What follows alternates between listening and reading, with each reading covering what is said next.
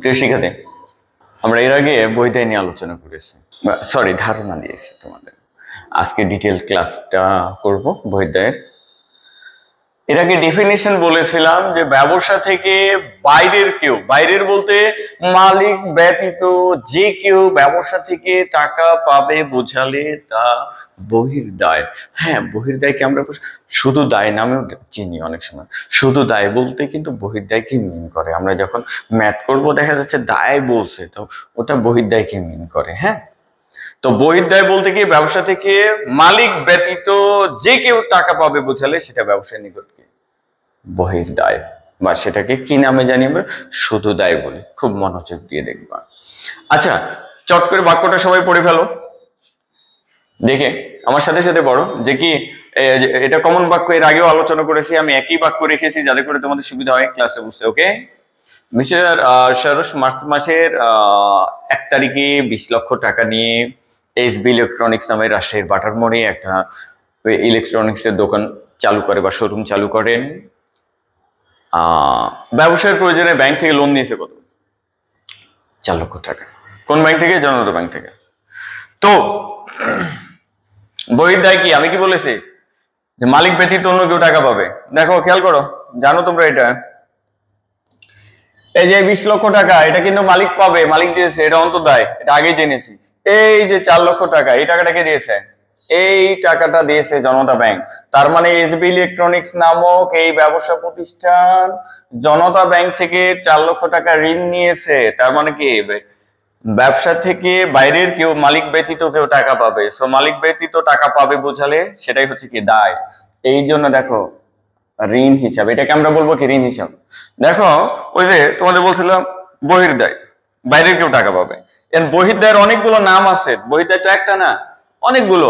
কারণ ব্যবসা প্রতিষ্ঠানের কাছে কি থেকে কি যে কোনো একজন টাকা পাবে? অবশ্যই না, অনেকজন টাকা পাবে। যেমন জনতা ব্যাংক থেকে ঋণ নিয়েছে, এসবি ইলেকট্রনিক্স ঢাকায় সাপ্লায়ারের কাছ থেকে প্রোডাক্ট কিনতেছে, বা দেশের বাইরে থেকে গিয়ে বিভিন্ন কোম্পানির কাছ থেকে গিয়ে প্রোডাক্ট ক্রয় করছে, তাহলে সেক্ষেত্রে অনেকেই টাকা পেতে পারে। ওই যে তোমাদের বলেছে বাইরের কেউ টাকা পাবে বোঝালে কি, মালিক ব্যতীত বাইরের কেউ টাকা পাবে বোঝালে কি বহির্দায়। তাহলে জনতা ব্যাংক যে টাকাটা পাবে এসবি ইলেকট্রনিক্স এর কাছ থেকে, এটা ঋণ নামে বহির্দায়। তাহলে এবার প্রদেয় হিসাব কি? এসবি ইলেকট্রনিক্স এর পণ্য ক্রয় করেছে বাকিতে, লিখছি আমি, খেয়াল করো, পণ্য ক্রয় করেছে, পণ্য ক্রয় 5 লক্ষ টাকা বাকিতে, অর্থাৎ বাকিতে কিনেছে। এই যে পয়েন্টটাকে হাইলাইট করলাম, নগদে কিনেছে না বাকিতে?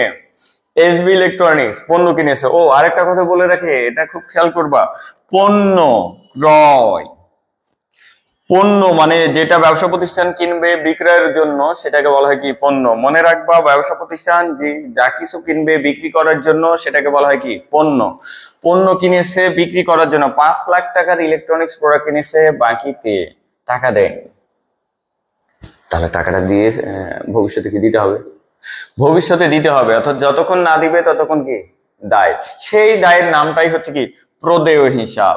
তার মানে একে আমরা আরেকটা নামে ডাকি সাপ্লায়ারও বলে থাকি। কি বলে থাকি? সাপ্লায়ার।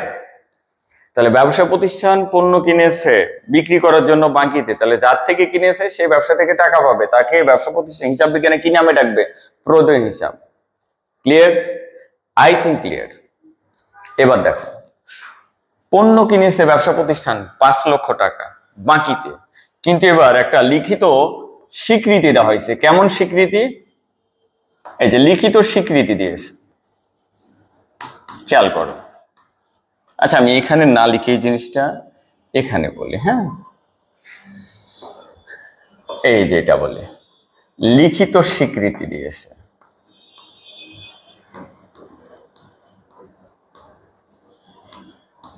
তাহলে ব্যবসা প্রতিষ্ঠান 5 লাখ টাকার প্রোডাক্ট কেনার পরে যার থেকে কিনেছে তাকে 5 লাখ টাকার একটা দলিলে বা স্ট্যাম্পে লিখিত স্বীকারোক্তি দিয়ে আসছে যে ভাই আমি টাকাটা 3 মাস পরে দিব বা 2 মাস পরে দিব, টাকাটা দেয়নি, ফিউচারে দিবে বলে একটা লিখিত স্বীকারোক্তি দিয়ে আসছে।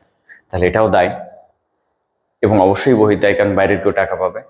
কিন্তু এটার নাম প্রদেয় হিসাব বলবো না, এটাকে বলবো প্রদেয় বিল। প্রোডেনশিয়াল কোনটা? শুধু বাকিতে পণ্য কিনে নিয়ে আসছে, ওটাও দায়, কিন্তু ওই দায়ের নাম কি? প্রোডেনশিয়াল।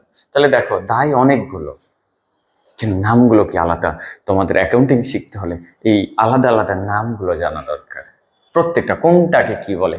যেমন জনতা ব্যাংক থেকে নিয়েছে ঋণ, বাকিতে মাল কিনেছে প্রোডেনশিয়াল, বাইরের কেউ টাকা পাবে। বাকিতে মাল কিনে লিখিত স্বীকারোক্তি দিয়ে আসছে টাকাটা 2 মাস বা 3 মাস পরে দিব, সেটার নাম কি? প্রদেয় বিল। ক্লিয়ার? দেন এখানে দেখো লেখা আছে অনুপার্জিত আয় সমূহ,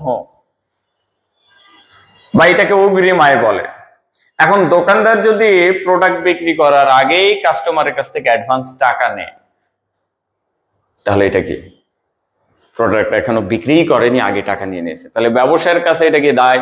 ব্যবসা কি দায়বদ্ধ না? কারণ ভবিষ্যতে প্রোডাক্ট দেওয়া লাগবে। ঠিক একই ভাবে ভাবো, এই যে তোমরা বিভিন্ন জায়গায় টিউশন নিতে যাও, প্রাইভেট পড়তে যাও, তো সেক্ষেত্রে কি করো? টিচারদের আগেই ভর্তির সময় টাকা দিয়ে দাও। তুমি কি সেবা নাও না আগে টাকা দাও? তাহলে তুমি প্রতিষ্ঠানকে আগে টাকা দিয়ে দিয়েছো, সো প্রতিষ্ঠানের কাছে টাকাটা কি? অনুপার্জিত আয়, মানে আয় এখনো হয়নি, উপার্জন হয়নি, অনুপার্জিত অর্থাৎ কি? উপার্জন হয়নি, এই টাকাটা ওই প্রতিষ্ঠানের কাছে দায়। বা যদি ব্যবসার ক্ষেত্রে ভাবো, যে ব্যবসা প্রতিষ্ঠান প্রোডাক্ট বিক্রি করার আগেই অ্যাডভান্স টাকা নিয়ে নিয়েছে, যেমন এই যে কথার কথা তুমি দ্বারা যে অর্ডার করে দিয়েছো প্রোডাক্টের, আগে অনলাইনে পে করে দিয়েছো, প্রোডাক্ট ডেলিভারি হতে 3 দিন সময় লাগছে, তো দারাজের কাছে টাকাটা কি দায়? কেন? সে তো এখনো প্রোডাক্ট দেয়নি, সে তো টাকা নিয়ে নিয়েছে ভাই। কথা কি ক্লিয়ার? ঠিক এখানে যেমন আরো একটা লিখে দিয়েছি প্রদেয় খরচ। আচ্ছা, তোমার ব্যবসা প্রতিষ্ঠানে এসবি ইলেকট্রনিক্স বড় শোরুম, 2টা এসি চলতেছে, লাইট ফ্যান সবগুলো অন আছে, তাহলে মাসে বিদ্যুৎ বিল আসবে। প্রদেয় খরচ, তাহলে বিদ্যুৎ বিল তোমার ব্যবসায়ের কাছে কি খরচ?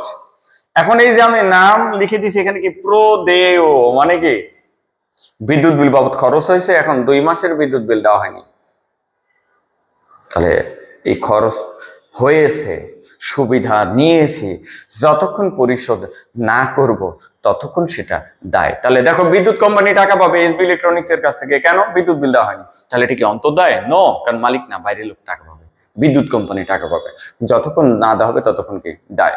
তোমার কোম্পানিতে, সরি, তোমার এসবি ইলেকট্রনিক্সে 3 জন কর্মচারী রেখেছো, তোদের পুরা মাস তারা কাজ করেছে, তুমি এখনো বেতন দাওনি, অর্থাৎ সরি, এসবি ইলেকট্রনিক্স বেতন দেয়নি, তাহলে যতক্ষণ বেতন না দিবে, অর্থাৎ কর্মচারীর কাছ থেকে সার্ভিস নিয়েছো, পেমেন্ট করো নাই, তাহলে বেতনটা কি খরচ। এখন ওই বেতন প্রদেয় আছে, প্রদেয় মানে কি? প্রদান করতে হবে, তুমি এখনো কর্মচারীকে বেতন দাও নাই, যতক্ষণ না দিবা ততক্ষণ দায়। ঠিক তেমনি বিদ্যুৎ ব্যবহার করেছো, বিদ্যুৎ বিল দাও নাই, দায়। দোকান দোকান ভাড়ায় নিয়েছো, 2 মাস ধরে দোকানের ভাড়া দেওয়া হয়নি, দায়। কেন? সুবিধা নিয়েছো, টাকা দাওনি, প্রদেয় ভাড়া। অর্থাৎ যে কোনো খরচের আগে যদি প্রদেয় লেখা থাকে তাহলে সেটা কি দায়। কেন দায়? কারণ তুমি সুবিধা নিয়েছো, টাকা দাওনি, এবং সেটা কোন দায়? বহির্দায়। আশা করি তোমাদের বহির্দায় সম্পর্কে একটা মোটামুটি ভালো ধারণা আসছে। এগুলোর বাইরে আরো বহির্দায় আছে, তো ধীরে ধীরে শিখবা। কেবল যেহেতু বেসিক শিখছ, একটু অল্প অল্প করে শিখতে হয়, এগুলো আগে শিখে তোমার ক্যাপাসিটি বাড়াতে হবে, তারপরে ধীরে ধীরে এগুলোর বাইরে আরো অনেকগুলো আছে, ধীরে ধীরে শিখতে হবে। ঠিক আছে, ধন্যবাদ।